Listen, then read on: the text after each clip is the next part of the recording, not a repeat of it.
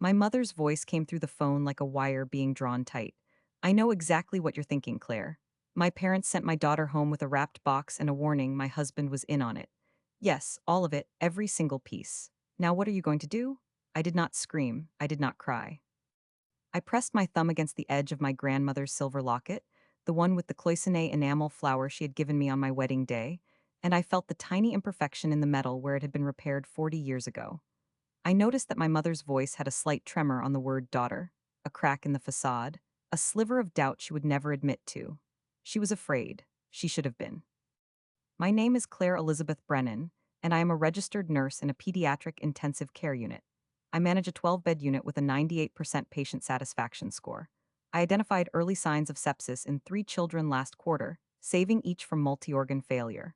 I know what it means when a body begins to shut down, and I know what it means when a family system begins to do the same.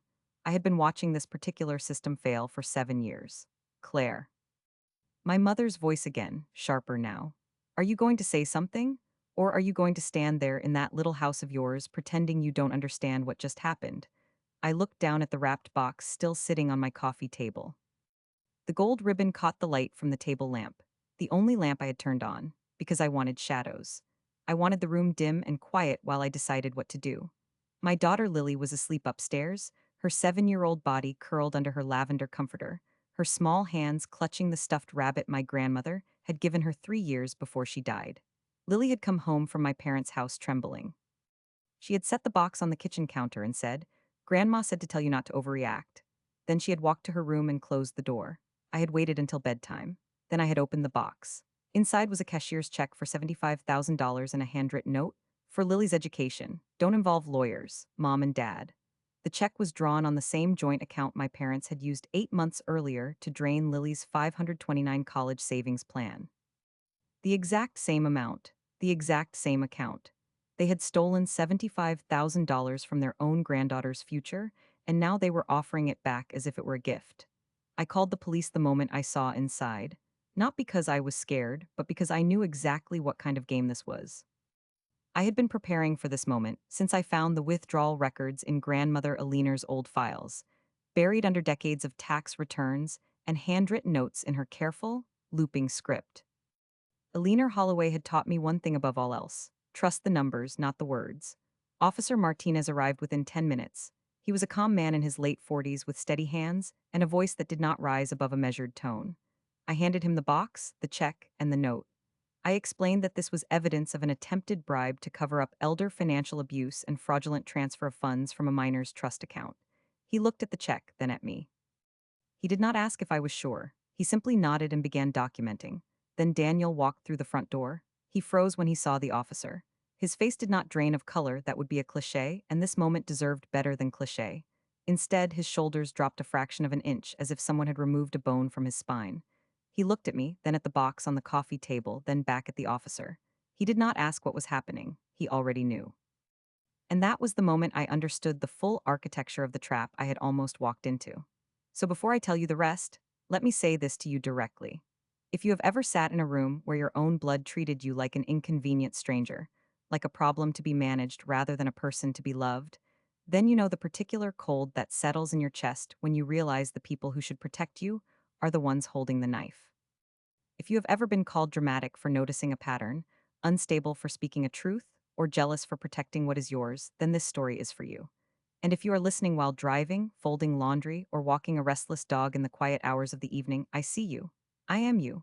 Tell me what city you are listening from, and know that you are not alone in this room. Now, let me take you back to how this nightmare started.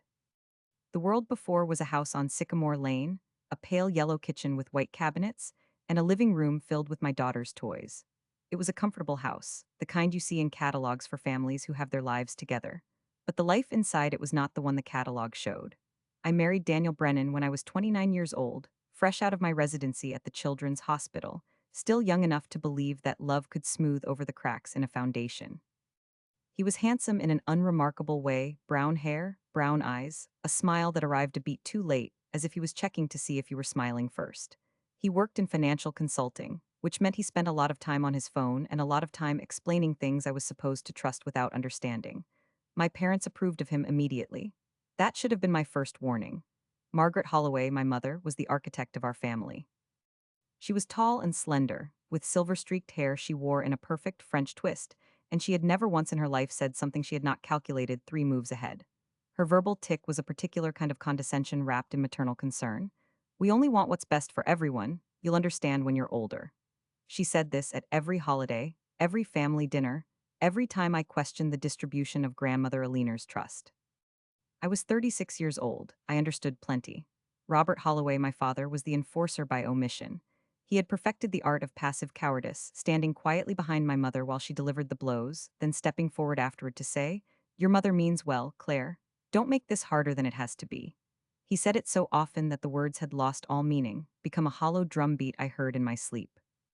And Ethan Holloway, my younger brother by 4 years, was the beneficiary, the golden child, the one who could do no wrong, the one whose failing businesses and bad investments were always someone else's fault. His verbal tick was a particular kind of aggrieved entitlement. "You're just jealous that mom and dad actually care about my future." He had been saying it since we were children, and our parents had been proving him right with every check they wrote. The system worked like this. I was the reliable one, the fixer, the daughter who became a nurse so she could take care of people. I was the one who sat with grandmother Alina during her final months, who held her hand while she drifted in and out of consciousness, who listened to her whispered warnings about the family finances. I was the one who managed the household bills and the grocery lists and the school pickups while Daniel traveled for work and Ethan traveled for pleasure, and my parents sat in their sprawling colonial house on the hill, drinking wine and discussing my inadequacies. I had been the family's invisible servant for so long that I had forgotten I was allowed to stand up straight. But grandmother Alina saw what the others refused to see. In her final months, she had changed the documents. She had removed Margaret and Robert as co-trustees of the Holloway Family Trust, over $2 million in assets, carefully accumulated over 60 years, and she had appointed me as sole trustee. She had done it quietly, with a lawyer named Linda Shaw, and she had told no one until the papers were signed and notarized and filed with the county. I remember the day she told me. It was 3 days before she died, and she was lucid in a way that frightened me, her eyes clear, her voice steady, her hand gripping mine with surprising strength. She said, "Claire, I have given you the keys to the castle. Do not let them take them from you. Trust the numbers, not the words. The words will always be prettier than the truth." I did not understand the full weight of what she meant until 6 months after her funeral, when I found the first discrepancy in the trust records. It was a small thing at first, a withdrawal of $5,000 to a company I did not recognize, labeled consulting fees. I had been reviewing the quarterly statements because that was what a responsible trustee did, and the number caught my eye the way a mismatched thread catches the eye of a seamstress. I followed the trail. It led to a shell company registered to Ethan's business partner. Then I found another withdrawal, and another, each one slightly larger than the last, each one buried under vague line items and vague justifications. I did not confront anyone. I opened a file. I began documenting everything, every transaction, every email, every phone call my mother made to Daniel when she thought I was in the shower. I bought a small fireproof safe and installed it in the back of my closet, behind my winter coats. I scanned every document, printed every screenshot, dated every observation. I did this for 7 months before I found the smoking gun. It was a Tuesday evening in late October. Daniel had come home late, as he often did, and he had left his phone on the kitchen counter while he showered. I was rinsing dishes at the sink, a habit, a muscle memory of domestic labor, when the screen lit up with a banner notification. Group chat, Operation Gift Box, Ethan, she'll never expect a check, that's the point. Margaret, confirm that she receives it tomorrow. Lily is the delivery method. Daniel, she'll open it, she opens everything. Robert, your mother means well, Claire. Don't make this harder than it has to be. The last message was from my father, sent to a group chat called Operation Gift Box, and it was the exact same sentence he had said to me at every difficult moment of my life. He was so predictable that he could not even vary his script for a conspiracy. I stood at the sink for a full minute, my hands in the warm water, my eyes fixed on the glowing screen. Then I dried my hands, picked up the phone, and read the entire chat history. They had been planning this for 3 months, the box, the check, the warning. The entire thing was designed to trap me no matter what I did. If I accepted the check, they would claim I had extorted them. If I called a lawyer, they would claim I was unstable and petition to have me removed as trustee. The goal was not the money, or not only the money. The goal was control. The goal was to take back the keys Alina had given me. I did not scream. I did not cry. I set Daniel's phone back on the counter exactly where I had found it, the screen facing down, and I walked to my closet and opened the fireproof safe. I added the screenshots I had taken. I had learned to take screenshots with my own phone while holding his, a skill I had developed in the months of watching, and I closed the safe and spun the lock. Then I called Linda Shaw. Linda Shaw is a trust litigation attorney at Shaw and Associates, and she is the kind of woman my mother would dismiss as aggressive, which is what people say about women who are simply competent. Linda had been a Leaner's attorney for 12 years, and she had been the one to draft the trust documents that made me sole trustee. She answered my call on the second ring. Claire, she said, what do you need? I told her about the group chat. I told her about the box that had not yet arrived. This was before Lily had brought it home, before the trembling, before the warning. I told her about the pattern of withdrawals, the shell companies, the $75,000 that had disappeared from Lily's 529 plan 8 months earlier. I told her everything. She was silent for a moment and I heard the click of a pen. Okay, she said. Here is what we are going to do. You are going to wait for the box. You are going to open it. You are going to call the police immediately. You are not going to engage with your parents or your husband. You are not going to explain yourself or defend yourself or justify anything. You are going to let them believe they have won. And then, I am going to file an emergency ex parte order freezing the Holloway family trust assets and removing Margaret and Robert as co-trustees. I have a forensic accountant who has been reviewing the records for the past month, Marge Henderson. She is retired IRS. She spotted the pattern in one evening. I had not known about Marge Henderson. Linda had been working behind the scenes, quietly building a case, waiting for the moment when the evidence was undeniable. That is the thing about quiet preparation. You do not see it happening, but the net is already tightening. The box arrived 3 days later. Lily came home from my parents' house with it clutched against her chest, her small face pale, her eyes avoiding mine. She set it on the kitchen counter and said, Grandma said to tell you not to overreact. Then she went to her room and closed the door. I waited until bedtime. I tucked her in, read her a story about a rabbit who found her way home through a dark forest and kissed her forehead. She grabbed my wrist with her small hand and said, Mama, I don't want to go back to Grandma's house. I did not say, you won't have to. I did not make promises I could not guarantee. I said, tell me what happened. She said my mother had been on the phone all afternoon, speaking in a voice that Lily described as sharp like scissors. She said my grandfather had paced in the kitchen and kept looking at the clock. She said Uncle Ethan had stopped by with a package and had told her to make sure your mother opens it right away. My 7-year-old daughter had been used as a delivery mechanism for a trap. I kissed her again and turned off the light. Then I walked downstairs and opened the box. The gold ribbon was thick and glossy, tied in a perfect bow that my mother had undoubtedly paid someone else to make. Beneath it was a cardboard box, 12 inches by 12 inches, unmarked. I lifted the lid. Inside was the cashier's check for $75,000, made out to me and Daniel jointly. Beneath it was the note in my mother's handwriting, the same handwriting that had signed birthday cards and Christmas tags, now signing an attempted bribe. For Lily's education. Don't involve lawyers, Mom and Dad. I picked up the check and held it under the lamp. The paper was crisp, the ink was fresh, and the number matched exactly what they had stolen from their granddaughter's future. The mirror value, the same number, appearing twice, once as theft and once as bribe, was so precise it felt like a signature. I called Linda first. Then I called the police. Officer Martinez arrived at 8:47 p.m. I know the time because I checked the clock on the microwave when the doorbell rang. He was a compact man with a shaved head and a calm demeanor, and he listened to my explanation without interrupting. When I showed him the check, he asked if I had documentation of the original theft from the 529 account. I handed him the folder I had prepared, bank statements, transaction records, the trail of withdrawals that Marge Henderson had helped me trace. He looked through it in silence. This is going to need to go to our financial crimes unit, he said. But I'm going to take the box and the check as evidence tonight. Do you have somewhere safe to stay? No, I said. I'm staying here. He looked at me for a long moment. Your text messages mentioned that your husband is involved in this. Yes, he's going to come home eventually. I know. Officer Martinez nodded slowly. He had seen enough domestic situations to know when someone was choosing their ground. He did not try to convince me to leave. He simply said, I'll stay until he arrives. Daniel arrived at 9:22 p.m. I know the time because I checked the clock when I heard his key in the lock. He walked through the door and saw Officer Martinez standing in the living room, and that was when the bone left his spine. His shoulders dropped. His briefcase slipped in his grip. His mouth opened and closed without sound. I watched him the way I watch my patients when they first wake from sedation, looking for the signs of confusion, fear, calculation. His eyes darted to the coffee table, where the empty box still sat. His eyes darted to my hands, which were empty. His eyes darted to Officer Martinez, who was watching him with professional detachment. Claire? His voice cracked on the second syllable. What's going on? I did not answer. I let the silence stretch, let him fill it with his own imagination. That was the tactic he had used on me for years, withholding information to keep me off balance. Now I was the one holding the cards. The box, Officer Martinez said. Do you know what was in the box? Daniel's face did something complicated.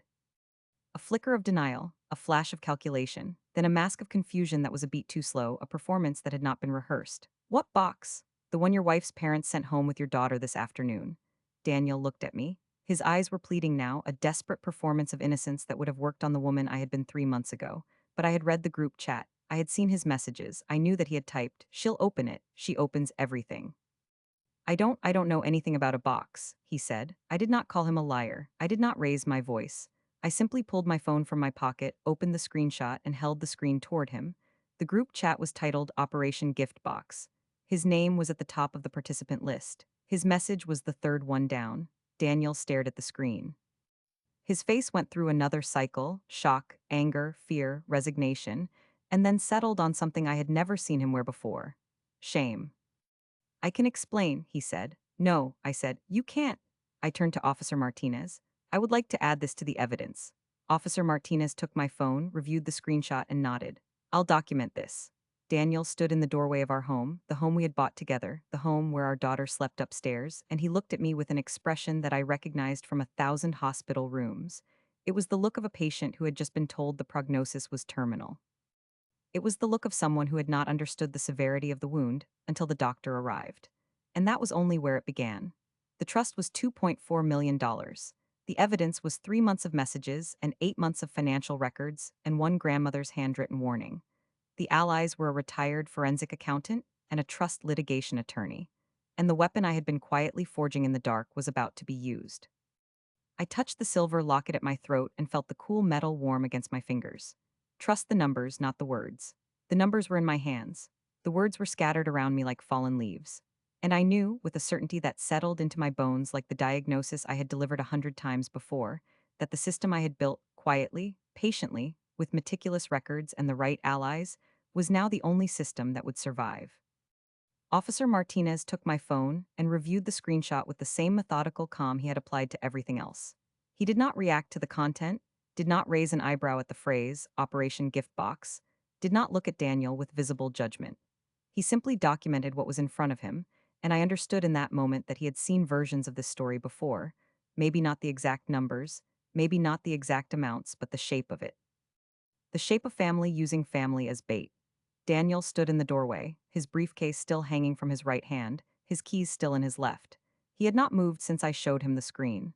The silence was total except for the hum of the refrigerator from the kitchen and the distant, muffled sound of a television from a neighbor's house. Clocks ticking, cars passing. The ordinary soundtrack of a suburban Tuesday night that had become anything but ordinary. Mr. Brennan, Officer Martinez said, I'm going to ask you to have a seat. Daniel did not argue. He walked to the armchair near the window and sat down heavily, placing his briefcase on the floor beside him as if the weight of it had become unbearable. He did not look at me. He looked at the empty box on the coffee table, its lid set to the side, the gold ribbon lying coiled beside it like a snake that had been killed mid-strike. I remained standing. I touched the locket at my throat and felt Aliner's presence settle around me like a coat. She had worn this locket every day of my memory, through the good years and the bad ones, through the fights with my mother and the slow decline of her health. She had taken it off only once to place it around my neck on my wedding day, when she had whispered, "This is for the days when you need to remember who you are, not who they want you to be, who you are." I was Claire Elizabeth Brennan.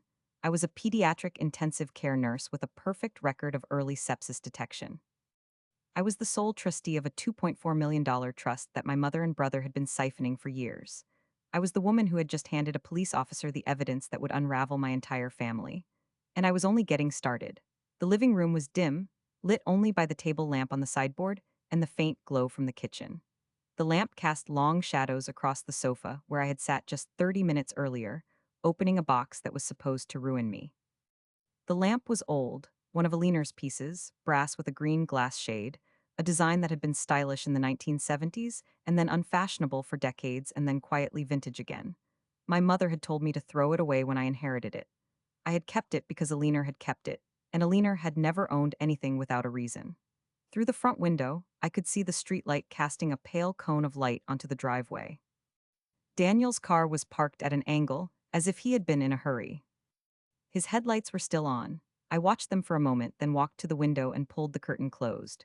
Claire, Daniel said, and his voice had a pleading edge that I had heard him use exactly twice before, once when he rear-ended someone's car and once when he explained to my mother why he had not finished a project he promised to complete. Can we talk about this before what? I turned to face him. Before your mother arrives, because she's on her way, isn't she? You probably texted her the moment you saw the police car in the driveway. His face told me I was correct. She planned this, I said. All of it, the box, the check, the warning through Lily. She planned for me to either accept the bribe or reject it, and she had a response ready for both options. What I don't think she planned for was me calling the police before she had a chance to spin the story. Daniel's mouth opened and closed again. He was a man who had been coasting on confidence for so long that he had forgotten what it felt like to be caught. I heard a car door close outside, then another, then footsteps on the front walk. I did not need to look through the window to know who it was. I had been expecting them. I had been preparing for this exact moment since I found the group chat on Daniel's phone, and I had rehearsed every possible version of this confrontation in my head during the quiet hours of the night when Lily was asleep and the house was still. The doorbell rang. Officer Martinez looked at me. I nodded. He opened the door. Margaret Holloway stood on my front porch in a cream-colored cashmere coat that probably cost more than my monthly mortgage payment. Her silver hair was perfectly arranged, her makeup was flawless, and her expression was one of carefully calibrated concern, the face of a woman who had come to rescue her daughter from a terrible misunderstanding. Behind her stood Robert Holloway, wearing a navy blazer and khakis, his hands in his pockets, his face set in the familiar mask of passive discomfort. He was always behind her. That was his position in the family tableau, one step back, one word shorter, one beat slower. And behind them both, emerging from a silver sedan that had parked at the curb, was Ethan Holloway. My brother looked like he had dressed in a hurry.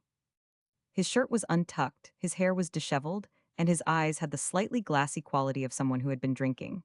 He walked toward the porch with the swagger of a man who had never faced a consequence he could not talk his way out of, but I could see the tension in his shoulders.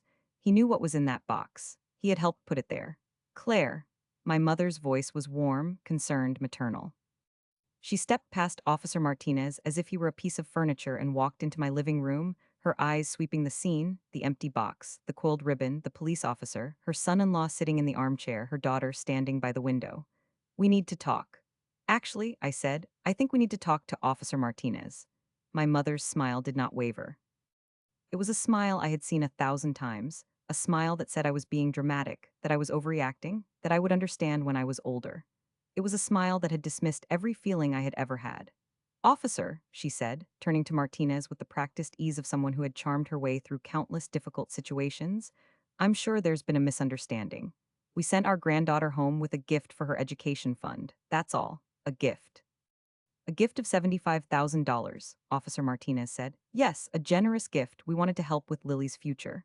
After withdrawing the same amount from Lily's 529 plan 8 months ago, my mother's smile flickered, just a fraction of a second, just a tightening around the edges, but I saw it. I had been watching for it. That's a separate issue, she said smoothly. A family financial matter. I stepped forward. I did not raise my voice.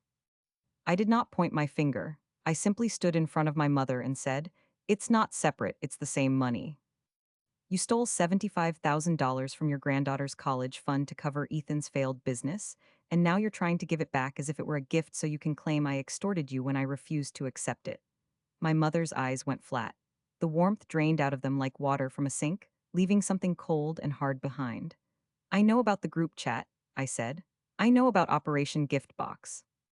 I know every message you, Dad, Ethan, and Daniel sent over the past 3 months. I have screenshots, I have timestamps, I have the full transcript. The silence that followed was absolute. Robert shifted his weight from one foot to the other. Ethan stopped halfway up the porch steps, his hand frozen on the railing. Daniel dropped his head into his hands. And Margaret Holloway, my mother, the architect, the woman who had spent 36 years managing the narrative of our family, looked at me with something I had never seen in her eyes before. Fear. Do not, she said slowly, make a decision you will regret, Claire. I'm not the one who made a decision. You did. You decided to use my daughter as a delivery mechanism for a trap. You decided to involve her in your scheme to frame me. You decided that my marriage, my family, and my daughter's future were worth sacrificing to protect Ethan's failing business. Claire, my father said, stepping forward, your mother means well. Don't make this harder than it has to be. I looked at him, this man who had stood behind my mother for 40 years, who had never once defended me against her cruelty, who had watched her drain the family trust and turned his face away. I have been making things easier for this family my entire life, I said. I am done. Ethan finally stepped through the door, his face flushed with something between anger and panic. You are so dramatic, he said.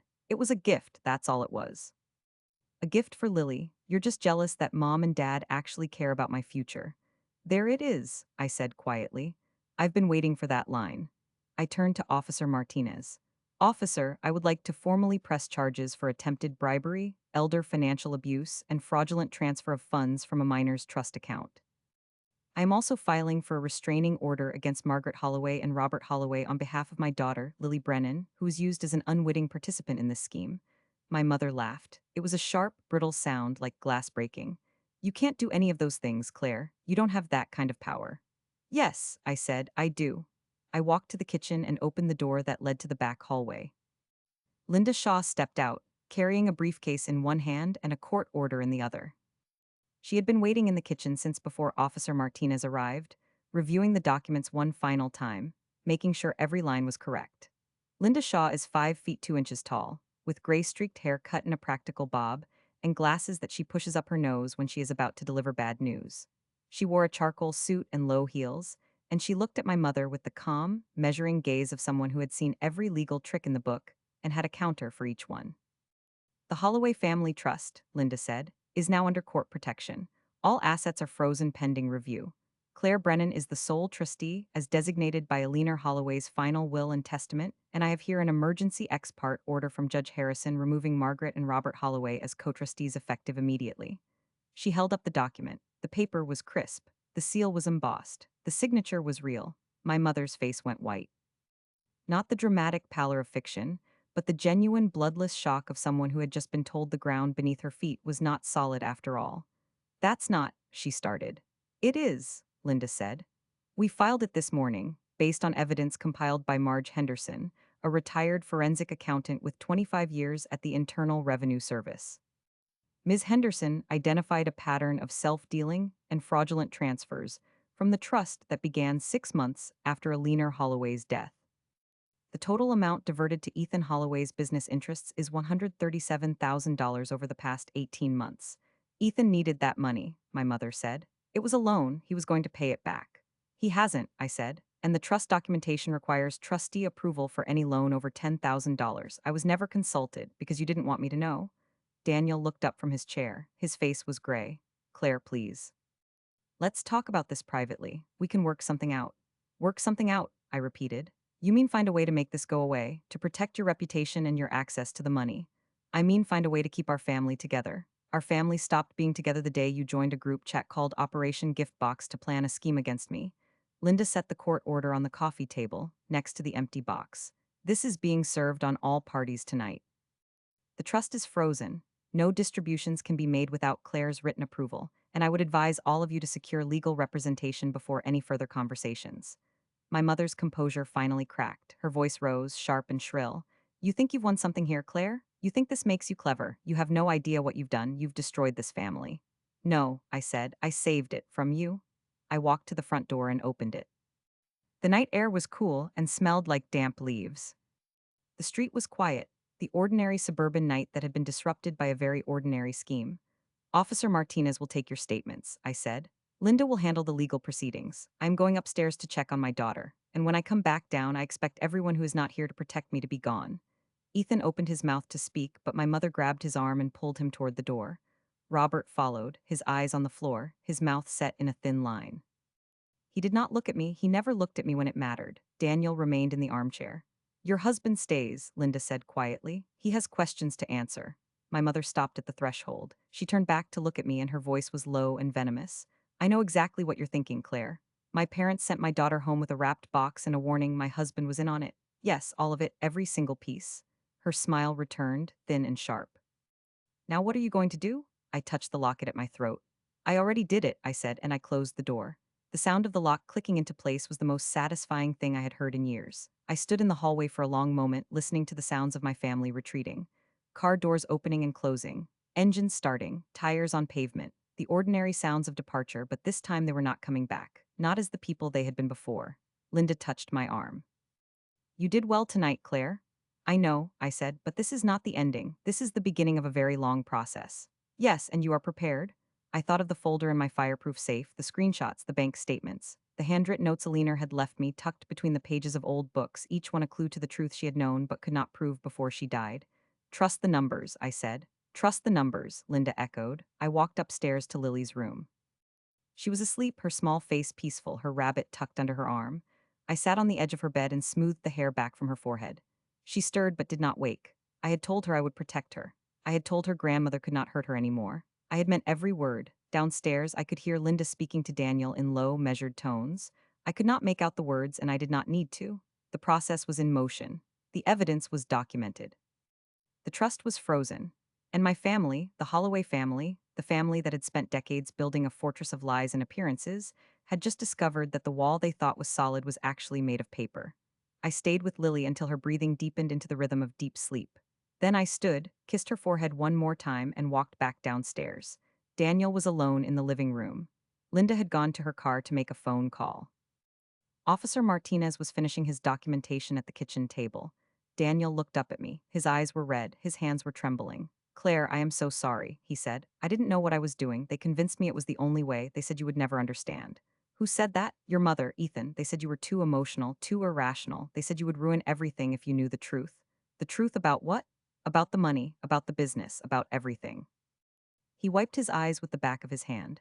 I was scared. I was scared of losing you, of losing everything, and they promised me it would work. They promised me you would never find out. But I did find out. Yes, because you left your phone on the kitchen counter. He blinked. What? The night you showered, you left your phone on the counter. The notification popped up while I was washing dishes. Operation Gift Box. You made one mistake, Daniel. One mistake that undid months of planning. His face crumpled. I never meant for this to happen. I know, I said. That's the problem. You never mean for anything to happen. You just let it happen. You let my mother plan it. You let Ethan spend the money. You let Robert stand by and watch. You never once stopped and asked yourself what the right thing was. He did not have an answer. I sat down across from him, on the arm of the sofa, and I looked at this man I had married, this man I had shared a bed with for 7 years, this man I had trusted with my daughter's future. Here is what is going to happen, I said. You are going to cooperate fully with Officer Martinez and the Financial Crimes Unit. You are going to give them every piece of information you have about Operation Gift Box and any other schemes you participated in.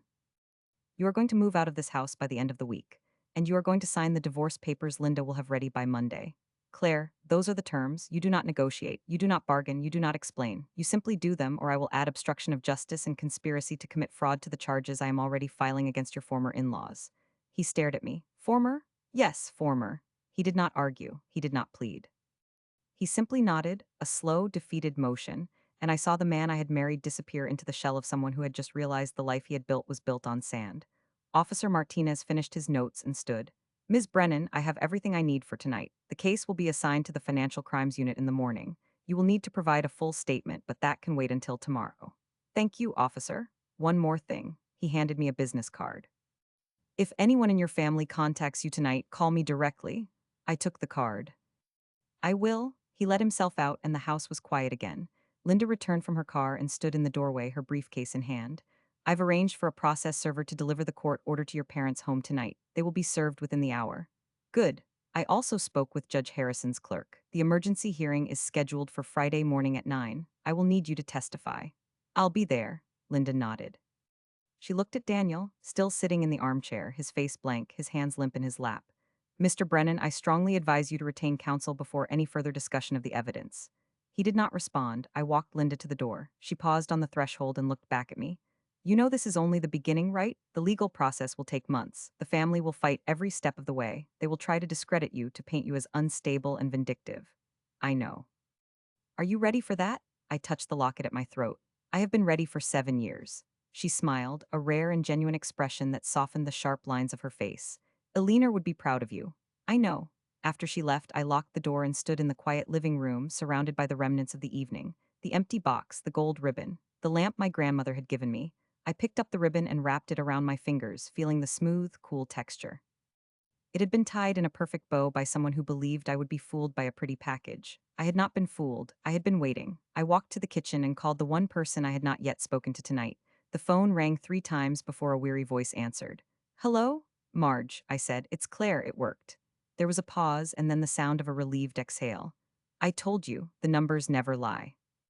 Marge Henderson, retired forensic accountant, was the person my family dismissed as a lonely, slightly senile cat lady who hoarded newspapers. She lived 3 doors down from my parents, and she had been watching their house for years, not because she was nosy, but because she had once worked for a leaner, and she had never forgotten the favor. Marge had been the one to spot the pattern. In one evening, she had traced the withdrawals from Lily's 529 plan to Ethan's shell company, cross-referenced the dates with the trust distributions, and built a spreadsheet so detailed that Linda Shaw had called it the best piece of forensic accounting I have seen in 20 years. My parents had no idea that the woman they made fun of for feeding stray cats was the one who had just dismantled their entire financial scheme. I need you to send me the complete file, I said. Everything you have. It's already on its way. I emailed it to Linda an hour ago, but Claire, there's something else. Tell me, there's a second pattern. I didn't mention it to Linda because I wanted to verify it first. But there's another account, a shell company in the Cayman Islands, that received regular deposits from the trust starting 3 years ago. The amounts are small, 50,000 here, 30,000 there. But if I'm right, there's over $400,000 that was moved before Alina died. Before Alina died? Who authorized those transfers? Alina's signature was on the documents, but I've compared them to her known signatures from the same period. They're forgeries, good ones, but forgeries. The account listed as the destination was opened 2 weeks before the first transfer. My mother, my father, they had been stealing from Alina before she died, while she was sick, while I was holding her hand. I need proof, I said. I'm working on it. I'll have it by Friday. Thank you, Marge. Don't thank me. Leaner taught me everything I know about numbers. It's the least I can do. I hung up and stood in the dark kitchen, staring at the reflection of my own face in the window above the sink. The overhead light was off, and the only illumination came from the living room lamp, casting my features in shadow and gold. I did not feel victorious. I did not feel vindicated. I felt the cold, steady certainty of someone who had just discovered the true scale of the betrayal. $400,000. Stolen from a dying woman, and my mother had the nerve to say I had destroyed the family. I walked back to the living room. Daniel was still sitting in the armchair, staring at nothing. He did not look up when I entered. I want you gone by Saturday, I said. The divorce papers will be ready Monday morning. If you contest anything, I will use every piece of evidence I have to ensure you never see a penny of the trust. You wouldn't do that. Try me? He stood slowly, like an old man rising from a chair. He picked up his briefcase and walked to the door. Paused with his hand on the handle. I loved you, Claire. I know, I said, but love was not enough to make you brave. He walked out, I locked the door behind him, and then I was alone. I sat down on the sofa and picked up the empty box. The cardboard was still warm from the lamp. I held it in my hands for a long moment, this object that was supposed to be my undoing, and I thought about all the ways my family had tried to control me over the years. The criticisms, the expectations. The silent treatments, the gifts with strings attached, and now the box. They had sent my daughter home with a wrapped box and a warning. They had told her to tell me not to overreact. They had planned for every scenario except the one where I was ready for them. I set the box down and picked up my phone. I opened the screenshot of the group chat and read the messages one more time. Margaret, confirmed that she receives it tomorrow. Lily is the delivery method. Ethan, she'll never expect a check, that's the point. Daniel, she'll open it. She opens everything. Robert, your mother means well, Claire. Don't make this harder than it has to be. I had screenshots. I had bank records. I had a forensic accountant. I had a trust litigation attorney. I had a court order freezing $2.4 million, and they had nothing. I looked at the clock on the wall. It was 10:37 p.m. in less than 3 hours. I had dismantled a conspiracy that had taken 3 months to plan. I had frozen the trust my mother had been stealing from. I had thrown my husband out of the house. I had set in motion a legal process that would strip my parents of their power and my brother of his access to the family money. And I was not done, not even close. I walked upstairs to Lily's room one more time. She had turned over in her sleep, her rabbit now pressed against her cheek. I knelt beside her bed and whispered the words Alina had whispered to me when I was small and scared and unsure of my place in the world. Trust the numbers. Lily stirred and murmured something I could not understand. I pressed a kiss to her forehead and stood. Downstairs, the empty box sat on the coffee table, waiting to be entered into evidence. The gold ribbon lay beside it, no longer a symbol of generosity, but a reminder of how close I had come to being destroyed by the people who were supposed to love me. I picked up the ribbon and placed it in the box. Then I closed the lid, and I smiled. Because my mother had called me on the phone to deliver her final line, her ultimate threat, the title of this whole sordid story. She thought it was a warning. I treated it as a confession. Marge Henderson arrived at my door at 6:47 the next morning, carrying a cardboard box that smelled faintly of cat food and printer ink. She was wearing a floral housecoat over her clothes, her gray hair pinned up in a messy bun, and she had the satisfied look of someone who had not slept but had found exactly what she was looking for. The first thing I noticed was that Marge was carrying the box with both hands, carefully, as if it contained something fragile. The second thing I noticed was that Lily was still asleep, and I had exactly 40 minutes before I needed to wake her for school. I had already called the school to let them know Lily would be picked up by me today, not by her grandmother, and that no one else was authorized. The office manager had asked if everything was all right. I had said, "It will be." Marge set the box on my kitchen table and began pulling out folders. Each one was labeled with a date range and a color-coded tab, the system of someone who had spent decades tracking money through the labyrinth of corporate shells and offshore accounts. She moved with the efficiency of a surgeon, and I watched her hands as they worked, steady, precise, certain. Aliner's original trust documents, Marge said, sliding a thick manila folder toward me. Signed and notarized 6 months before her death. Compare them to the documents your mother filed with the county after Aliner passed. The signatures are close but not identical. I have a handwriting analyst's preliminary report. She placed a second folder on top of the first. The Cayman account records. I accessed them through a contact in the Financial Crimes Division, retired like me, but he still owes me a favor from the Enron days.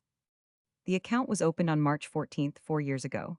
The initial deposit was $50,000. The authorized signatories were Margaret Holloway and Robert Holloway.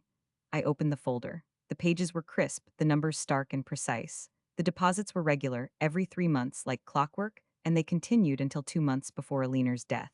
The total was $418,750. That's not all, Marge said. Look at the source of the deposits. I scanned down the column. The source field listed a company name, Holloway Family Holdings LLC. The address was my parents' house. Your mother created a shell company in Aliner's name, Marge said. She used it to funnel trust money into the Cayman account. The LLC was registered in Delaware, where the filing requirements are minimal. She listed herself as the sole member and manager. She used Aliner's social security number as the tax identification number. Aliner's social security number. Your mother had access to all of Aliner's documents. She was managing Aliner's finances, remember? She had power of attorney for medical decisions, but she used that access to obtain Aliner's personal information and forge her signature on the LLC formation documents. I set the folder down and pressed my palms flat against the table. The wood was cool and solid beneath my hands. I focused on that sensation, the grain of the wood, the slight roughness where the varnish had worn thin, and I let the numbers settle into my understanding. Does Linda know about this? She will by the end of the hour. I wanted you to see it first. I looked at the bottom of the page. The LLC formation date, March 14th, 4 years ago. Aliner had been alive then. She had been declining. Yes, she had been in and out of the hospital with complications from her heart condition, but she had been lucid. She had been sharp. She had been the one who changed the trust documents to make me the sole trustee 6 months before she died, because she had already suspected what her daughter was doing. My mother had started stealing from Aliner while Aliner was still alive. I thought of the hours I had spent at Aliner's bedside, holding her hand, reading to her from the books she loved. I thought of the way she had looked at me sometimes, her eyes clear and knowing, as if she wanted to tell me something but could not find the words. I thought of the locket around my neck, the one she had given me on my wedding day, and I wondered if she had known even then what her daughter was capable of. There's more, Marge said. Your parents took out a home equity line of credit on the Holloway family home 2 weeks after Aliner's funeral. $200,000. The loan was used to cover the initial operating costs of Ethan's latest business venture, the one that failed within 9 months. On the family home, the house was in the trust. Incorrect. The house was held in Aliner's name individually, not in the trust. When she died, the house passed to your mother as the sole heir of Aliner's will. Your mother owned the house free and clear. She mortgaged it immediately. I had not known that. I had assumed the house was part of the trust. That was what Aliner had told me, years ago, that everything she owned would be held in the trust for the benefit of the family. But the house, apparently, had been separate. Your mother transferred the house into her own name the day after Aliner's funeral, Marge continued. She used a quitclaim deed that was prepared by a lawyer who has since been disbarred. The deed was recorded with the county. It's legal. But it raises questions about the timing and about whether your mother unduly influenced Aliner's estate planning while she was vulnerable. Can we challenge it? Linda is working on that, but the HELOC is defaulted. Your parents stopped making payments 6 months ago. The bank is proceeding with foreclosure. Foreclosure. My parents were about to lose the house. The house I grew up in. The house where Alina had lived for 50 years. The house where she had died in the bedroom that overlooked the garden, and my mother had been stealing from her grandchildren to keep it afloat. I closed the folder and looked at Marge. She was watching me with the calm, patient expression of someone who had seen worse. Much worse. She had worked at the Internal Revenue Service for 25 years. She had seen families destroy each other over money in ways that made my story look like a children's fable. How long do we have? The foreclosure sale is scheduled for 60 days from now, but your mother doesn't know that I know. She thinks the bank is still negotiating. And the Cayman account? Frozen. My contact flagged it last night. Your mother will receive a notification from the bank this morning stating that the account has been placed under review pending an investigation into the source of funds. I smiled. It was not a happy smile. It was the smile of someone who had just seen the trap close. By the time she figures out what happened, I said, it will be too late. Yes, Marge said, that is exactly the point. Lily came downstairs at 7:15, rubbing her eyes and clutching her rabbit. She stopped at the kitchen doorway when she saw Marge, her small face uncertain. Lily, I said, you remember Mrs. Henderson from down the street? Lily nodded slowly. She had seen Marge feeding the stray cats that lived under the porch of the abandoned house 3 doors down. She had always been a little afraid of Marge, the way children are afraid of adults who are different. Mrs. Henderson is helping me with something important, I said. She's a very smart lady. Marge smiled at Lily. I brought you something. She reached into her bag and pulled out a small paper bag folded at the top. Inside was a chocolate chip cookie, still warm, wrapped in a napkin. I baked this morning. Early bird catches the worm and also the best cookies. Lily looked at me and I nodded. She took the bag and said, Thank you, Mrs. Henderson. You're welcome, sweetheart. Now go eat your breakfast. Your mother and I have grown-up talk to finish. After Lily had taken her cookie to the living room, Marge turned back to me. I need you to understand something, Claire. Your mother is not going to give up. She's going to fight this with every resource she has. She's going to try to discredit you, to paint you as unstable and vindictive. She's going to use your husband, your daughter, your job, anything she can leverage. I know. She is also going to try to negotiate. She will offer you money, access, influence. She will promise to change, to make things right. She will cry. She will beg. She will do whatever it takes to maintain control. I know. Can you stay strong? I touched the locket at my throat. I have been staying strong for 7 years, Marge. I can stay strong for 7 more. Marge packed up her folders and stood. I will send the final report to Linda by noon. She will have everything she needs for Friday's hearing. Thank you.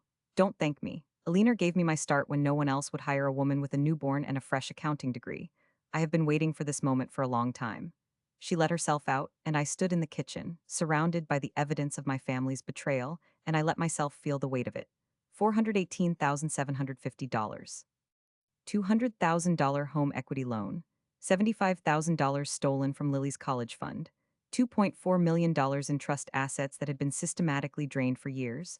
And the group chat, the box, the check, the warning. They had done all of this while looking me in the eye and calling me family. I made Lily's breakfast. I packed her lunch. I walked her to the bus stop and watched the yellow bus disappear around the corner. I went to work at the hospital where I spent 8 hours saving children's lives, and I did not think about my mother once. That was a lie. I thought about her constantly, but I did not let it show. The first message came at 3:27 p.m. while I was in the middle of a shift change. My phone buzzed in my locker, and when I checked it, I saw a text from an unknown number. But I knew the number. It was my mother's secondary line, the one she used for business calls. Claire, we need to talk. This has gone far enough. Call me. I did not respond. The second message came at 5:14 p.m. this time from my father's number. Your mother is very upset. Please call her. She only wants what's best for everyone. I did not respond. The third message came at 6:42 p.m. while I was driving home. It was from Ethan. You think you're so clever, but you don't know what you're doing? Mom and Dad are going to destroy you in court. You're going to lose everything. I did not respond, but I saved every message. I took screenshots of each one, timestamped them, and added them to the digital folder I had been building since the night I found the group chat. Every text, every email, every voicemail, I saved them all. They thought they were pressuring me. They thought they were breaking me. They had no idea they were handing me rope to hang them with. That night after Lily was asleep, I called Linda. They're escalating, I said. Good. Let them? I have text messages from all three of them. Threats, demands, attempts to intimidate. Forward them to me, I will add them to the evidence packet. Also, I need to know, can they access the trust accounts from their end? No, the court order froze everything. Your mother tried to withdraw $50,000 this morning. The bank blocked the transaction. She called me screaming, demanding to know who I thought I was. What did you say? Said I was the lawyer who was about to make her very sorry for stealing from a dying woman. I smiled in the dark of my kitchen. That's one way to handle it. Claire, I need you to understand something. Your mother is going to try to contact you directly. She's going to try to guilt you, threaten you, bribe you. She may even try to show up at your door. Do not engage, do not respond, record everything and forward it to me. I will. Friday morning, 9 a.m., Judge Harrison's courtroom. Be there with everything you have. I will. I hung up and stood in the dark kitchen, staring at the reflection of my own face in the window. The streetlight cast a pale glow across the yard. The house was quiet. Lily was asleep, the evidence was organized, and I had never felt more dangerous. The next 2 days passed in a blur of routine and preparation.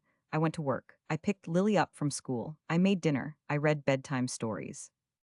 And every night after Lily was asleep, I sat at the kitchen table with Marge's folders spread out before me, memorizing every detail. The forged signatures, the shell company, the Cayman account, the HELOC, the defaulted loans, the stolen 529 funds, the numbers did not lie. And the numbers told a story of a family that had been slowly, methodically destroying itself for years.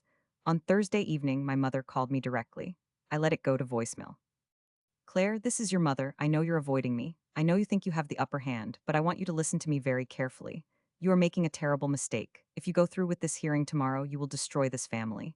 There will be no going back. Is that what you want? Is that what Lily would want? Think about that. Think about what you're doing to your daughter. Call me before midnight and we can still fix this. After that, I cannot guarantee what will happen. I saved the voicemail, I added it to the folder, then I called Marge. She's escalating, I said. Good, that means she's scared. She threatened to go after Lily to use her as a weapon. She's bluffing, she has no legal standing, and after tomorrow she will have no trust access either. What if she tries something desperate? Then she will make our case even stronger. Desperation leads to mistakes. Let her make them. I hung up and sat in the dark living room, surrounded by the evidence of my family's betrayal. The lamp my grandmother had given me cast a warm glow across the room. The empty box was still on the coffee table, waiting to be entered into evidence at the hearing. I picked up the box and held it in my hands. It was just cardboard, just ribbon, just a check. But it was also the moment everything changed. I set the box down and walked upstairs to Lily's room. She was asleep, her face peaceful, her rabbit tucked under her arm. I sat on the edge of her bed and watched her breathe. Tomorrow I would walk into a courtroom and tell the truth about my family. I would expose the schemes, the lies, the thefts. I would strip my mother of the power she had held over me for 36 years. And then I would come home and make my daughter dinner and help her with her homework and read her a story before bed. Because that was who I was. That was who I had always been. The fixer, the protector, the one who stayed, but I was done fixing things for them. I touched the locket at my throat. Trust the numbers, I whispered. Lily stirred and murmured something I could not understand. I pressed a kiss to her forehead and stood. Friday morning, I woke at 5:30. I showered.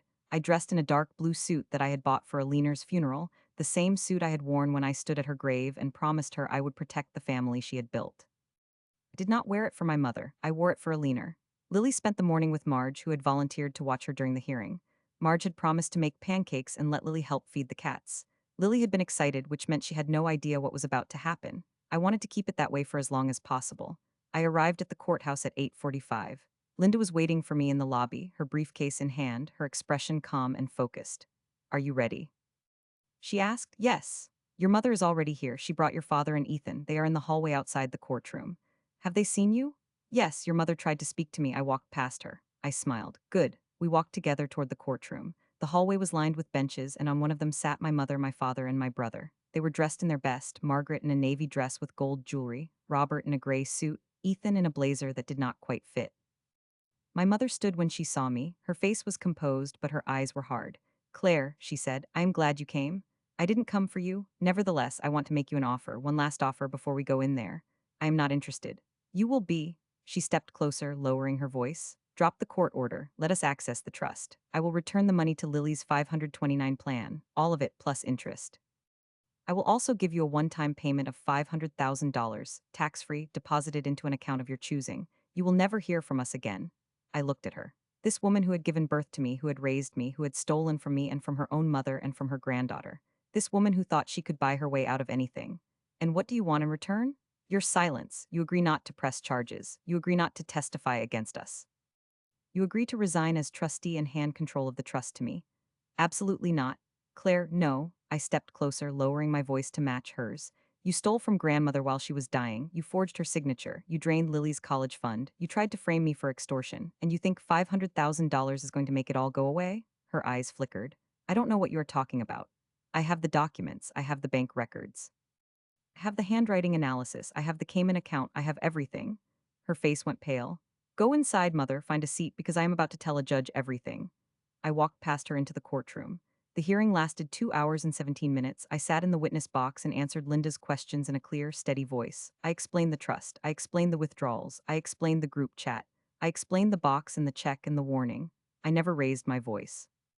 I never cried. I simply told the truth, and the truth was damning. My mother testified next. She lied. She said the withdrawals were loans that had been approved by a leaner before her death. She said the group chat was a joke. She said the box was a genuine gift and I was overreacting. She was not convincing, my father testified. He said he did not know anything. He said he trusted his wife. He said he was sorry if anyone was hurt. Ethan did not testify. His lawyer advised him to remain silent.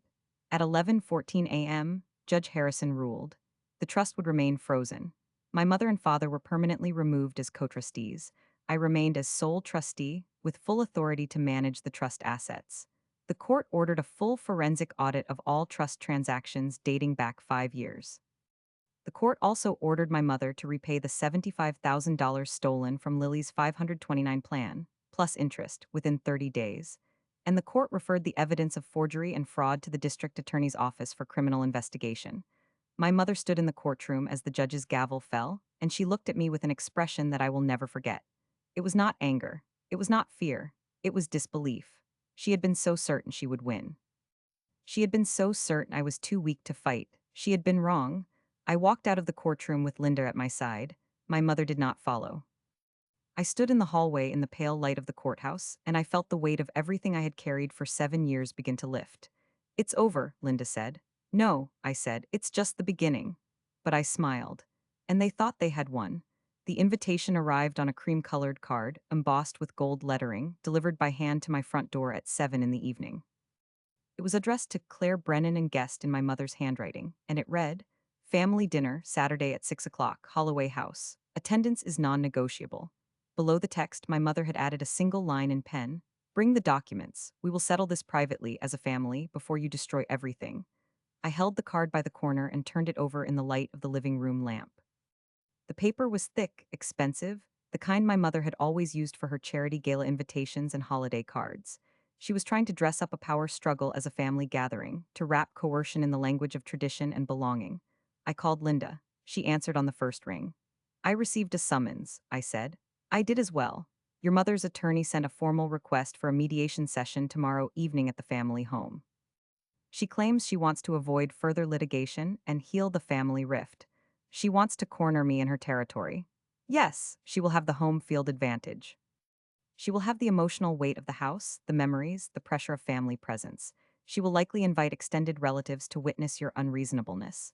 What do you advise? Linda was quiet for a moment. You do not have to go. You have no legal obligation to attend a mediation that was not court-ordered. I know.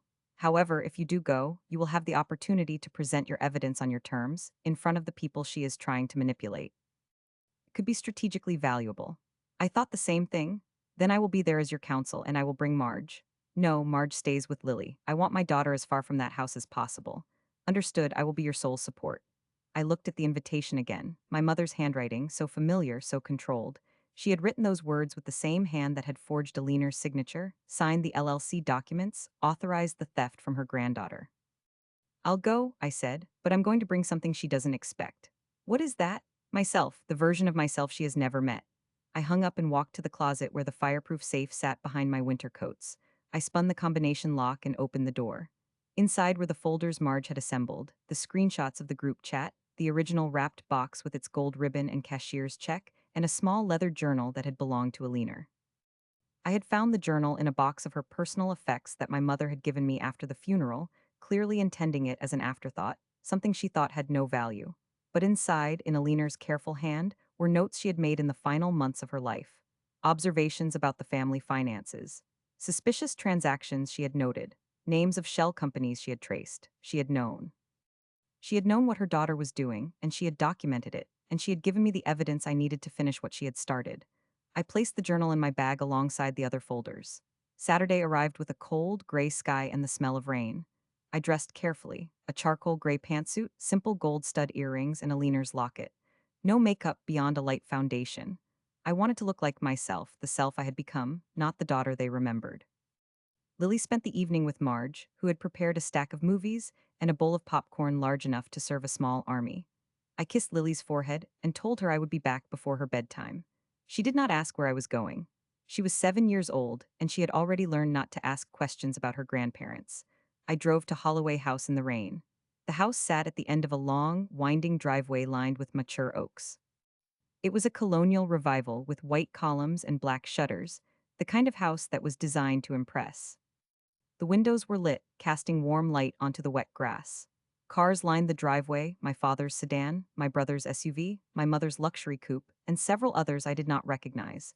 Extended family, just as Linda had predicted. I parked at the end of the driveway, behind a silver minivan that belonged to my Aunt Patricia, my mother's sister. I had not seen Patricia in 3 years.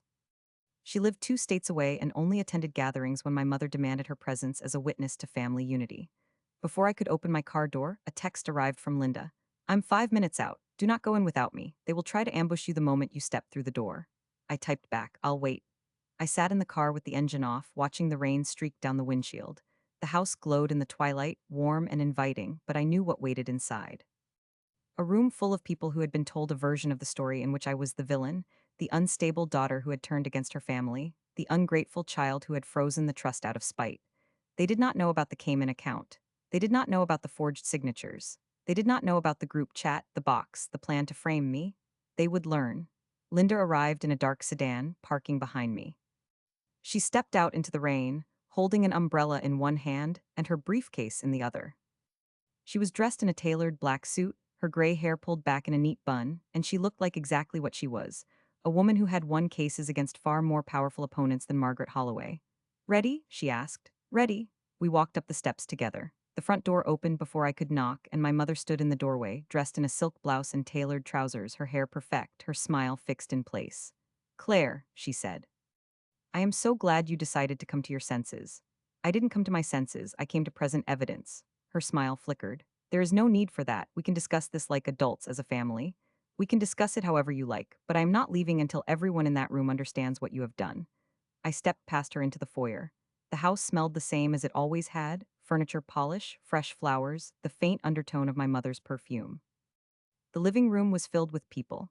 My Aunt Patricia, her husband, 2 cousins I had not seen in years, an elderly neighbor who had known Alina, and my father standing by the fireplace with a glass of whiskey in his hand. Ethan was slouched on the sofa, his phone in his hand, looking bored. He looked up when I entered, and his expression shifted into a sneer. "The prodigal daughter returns," he said. "Did you bring your lawyer to hold your hand?" "I brought my lawyer to hold your mother accountable." Ethan's sneer faltered. My mother closed the front door and stood behind me, blocking the exit. "Everyone, thank you for coming. I know this is an unusual gathering, but I wanted us to address a difficult family matter together, as we always have. Claire has made some accusations that I believe are based on misunderstanding and hurt feelings. I wanted to give her a chance to explain herself in front of the people who love her." "Love me?" I turned to face her. "You tried to frame me for extortion. You used my daughter as a delivery mechanism for a bribe. You stole from grandmother while she was dying, and you want to call this love?" "Heated words," my mother said smoothly. "You are upset, I understand, but let's not air family grievances in front of everyone. Actually, I think that's exactly what we should do." I walked to the center of the room and set my bag on the coffee table. I pulled out the first folder, the one containing the group chat transcript.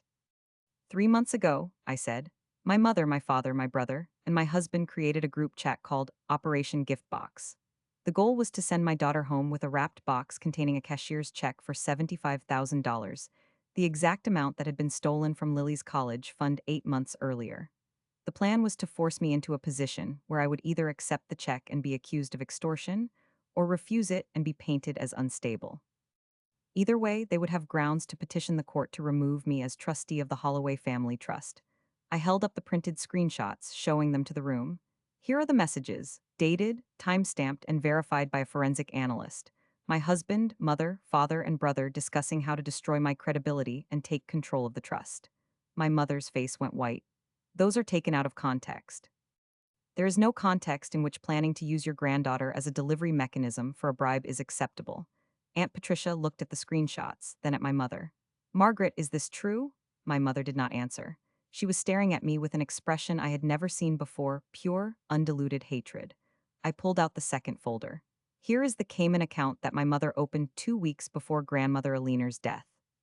She used grandmother's social security number and forged her signature on the formation documents of a shell company called Holloway Family Holdings LLC.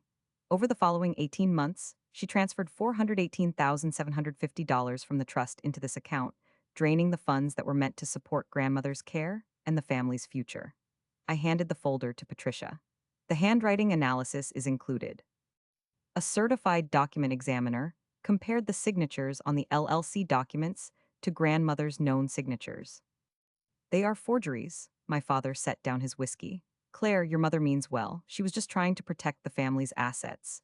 She was stealing from a dying woman, Dad, and you knew about it. He did not deny it. I pulled out the third folder, the one containing the records of the home equity line of credit. The house you are standing in is in foreclosure. My mother took out a $200,000 HELOC 2 weeks after grandmother's funeral and used the proceeds to cover Ethan's failed business. The payment stopped 6 months ago. The bank has scheduled a foreclosure sale in 60 days. Ethan stood up from the sofa. That's a lie. Call the bank, ask them yourself. He pulled out his phone. His fingers were shaking. I turned to my mother, who was now standing rigid, her hands clenched at her sides. Everyone in this room deserves to know who you really are, I said. You are a woman who stole from her own mother, forged her signature, drained her granddaughter's college fund, and tried to destroy her own daughter to cover it up. You are not a victim. You are not misunderstood. You are a thief and a fraud. How dare you, my mother whispered. I gave you everything. I gave you a home, an education, a future. And this is how you repay me? You gave me a leash disguised as love, and I finally cut it. I reached into my bag and pulled out the last piece of evidence. The wrapped box itself, with the gold ribbon still tied in a perfect bow. I set it on the coffee table. This is the box you sent home with Lily. Inside was a cashier's check for $75,000, the exact amount you stole from her college fund. You offered it back to me as a bribe with a note that said, "Don't involve lawyers."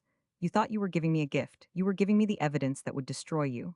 I opened the box. The check was still inside, untouched, a mirror of the theft that had started this all. $75,000, I said. The same amount you took from Lily. You tried to buy my silence with stolen money, and you thought I would accept it. My mother's composure cracked. Her voice rose, shrill and desperate. You think you're so clever, you think you've won, but you have no idea what you've done. You've destroyed this family. You've destroyed your daughter's relationship with her grandparents. You've made yourself a pariah. No, I said. You did that. You made the choices. You signed the forged documents. You drained the accounts. You planned the trap. I just stopped letting you get away with it. Aunt Patricia stood up, her face pale. Margaret, I think we need to leave. No one is leaving, my mother snapped. This is my house, my family, and I will not be dictated to by a daughter who has lost her mind. Actually, Linda said, stepping forward, it is not entirely your house. The deed transfer from Aliner's estate is being challenged. The quitclaim deed you used to transfer the property into your name was prepared by a disbarred attorney. The court may invalidate it, which would place the house back into the trust. My mother's face went from white to gray. And the foreclosure process will proceed regardless, Linda continued. The bank has already filed the necessary paperwork. You have 60 days to vacate. Ethan looked up from his phone. His face was ashen. She's not lying. The bank confirmed the foreclosure. The room went silent. My father set down his whiskey glass with a clink. He looked at my mother, then at me, and for the first time in my memory, he seemed to see me clearly. Claire, he said, his voice rough, I am sorry. I looked at him. This man who had stood beside my mother for 40 years, who had watched her destroy our family and said nothing, who had enabled every cruelty and every theft. He was not a victim. He was a collaborator. But I saw something in his eyes that I had never seen before. Shame. Real, genuine shame. Sorry does not undo what you did, I said. I know, but I am sorry anyway. I did not forgive him, not yet, maybe not ever, but I acknowledged the words. My mother, however, had no such grace. You weak, pathetic man, she hissed at my father. You have always been useless. Standing there, apologizing to her as if she deserves anything from us. Margaret, my father said quietly, she is our daughter. She stopped being our daughter the day she decided to destroy us. No, I said, I stopped being your daughter the day you decided to use me as a pawn in your schemes. That was not my choice, that was yours. I picked up my bag and closed the folders. I am done here. The evidence has been submitted to the district attorney's office. Criminal charges are pending. Linda will handle the civil proceedings. I will not be attending any more family gatherings, responding to any more messages, or participating in any more attempts to manipulate me. I walked toward the door. My mother stepped in front of me, blocking my path. You cannot do this, she said. You cannot walk away from your family. I am not walking away. I am protecting my daughter. And if that means walking away from all of you, then yes, I am walking away. Lily needs her grandparents. Lily needs to be safe from people who use children as delivery systems for traps. I pushed past her and walked out the front door. The rain had stopped. The air was clean and cool. I stood on the porch for a moment, breathing in the smell of wet earth and leaves, and I felt the weight of 36 years begin to lift. Linda stepped out behind me. That was well done. She is going to fight. Let her. She has no ground left to stand on. We walked down the steps together. As we reached the cars, I heard the front door open again. My father stepped out, his hands in his pockets, his shoulders hunched. Claire, he called. I turned. Your mother's going to lose everything, he said. The house, the money, her reputation. She's not going to handle it well. I know. It may destroy her. That is not my responsibility. He nodded slowly. I know. I just wanted you to know that I understand. And I am sorry for every time I stood by and said nothing. Goodbye, Dad. I got into my car and drove away. The fallout arrived with the speed of a collapsing house of cards. Within a week, the bank formally initiated foreclosure proceedings on Holloway House. My mother's Cayman account was frozen by international authorities at Linda's request. The district attorney's office filed charges of forgery, fraud, and elder financial abuse against Margaret Holloway. The trust was permanently restructured, with me as sole trustee and all distributions subject to my approval. Ethan's business collapsed. His partners demanded their investments back. His wife filed for separation. He moved out of the house he had been renting and into a studio apartment on the other side of town. He did not call me. I did not expect him to. My father moved into a small condo near the golf course. He called me once, 2 weeks after the hearing, and left a voicemail saying he understood if I did not want to speak to him, but that he was proud of me. I listened to the message 3 times. I did not call back. My mother refused to leave Holloway House until the sheriff arrived with an eviction notice. She moved into a rental property on the outskirts of town, a small house with a postage stamp yard and a leaky roof. She told anyone who would listen that I had stolen everything from her. A few people believed her. Most did not. I did not gloat. I did not celebrate. I simply continued my life. I went to work. I took Lily to school. Made dinner. I read bedtime stories. I waited for the dust to settle. Linda called on a Tuesday afternoon, 6 weeks after the hearing. The court has approved the final restructuring of the trust. You are now the sole trustee with full authority to manage the assets. The Cayman funds have been repatriated and will be returned to the trust principal. The foreclosure on Holloway House has been finalized. The proceeds will be used to pay off the HELOC, and the remainder will be added to the trust.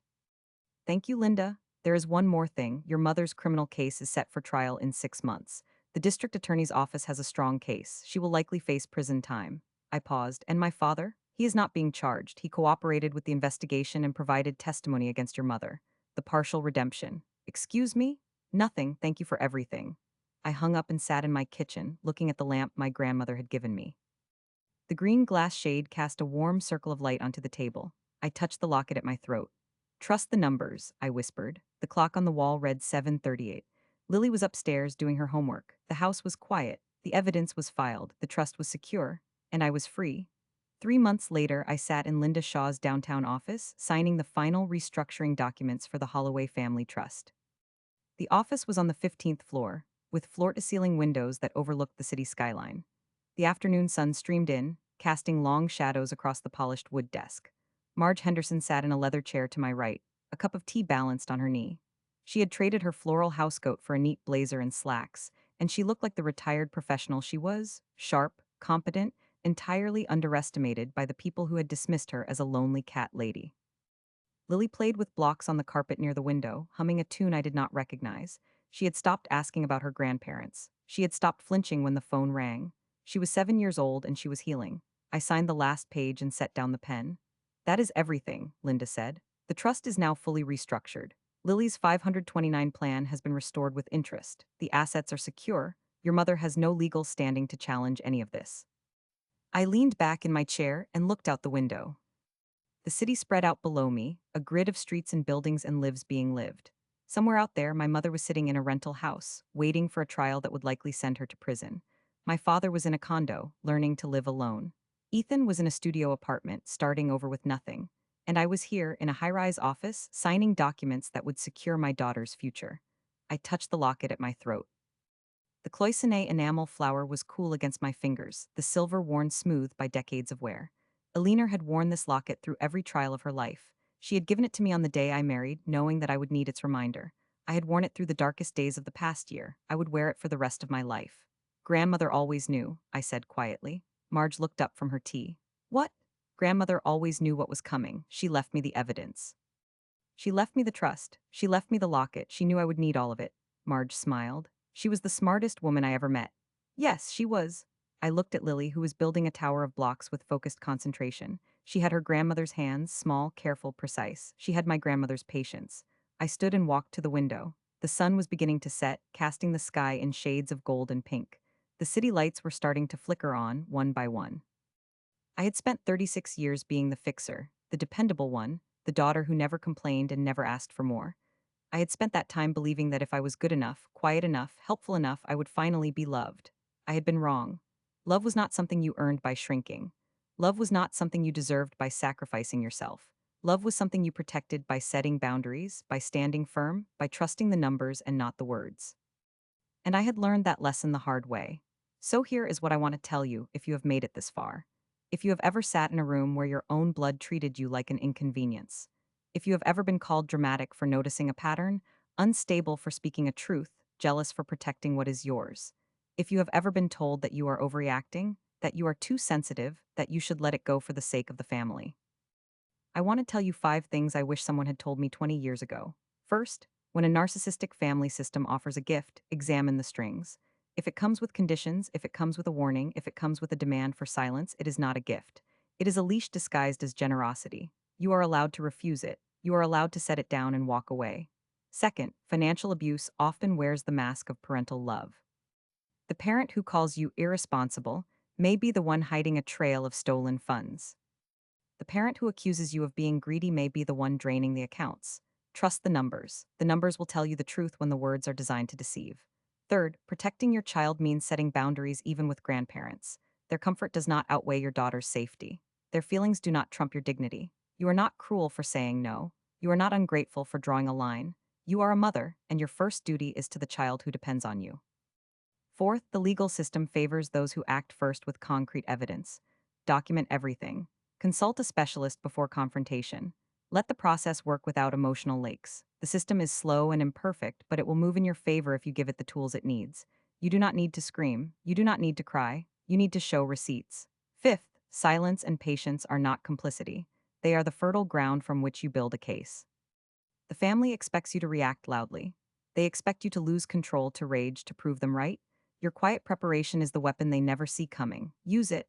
I turned from the window and looked at Lily, who had finished her tower and was now carefully adding a roof made of a single block. She placed it with the precision of a child who had learned to be careful, to be steady, to trust her own hands. I walked over and knelt beside her. That is beautiful, I said. It's a house for the rabbit, she said. He can be safe. That is exactly what it is. She looked up at me, her eyes clear and steady.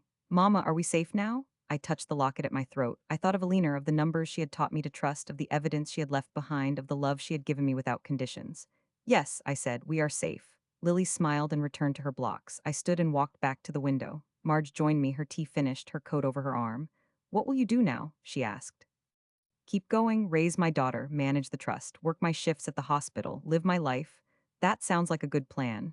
It is, she smiled. You turned out all right, Claire Brennan.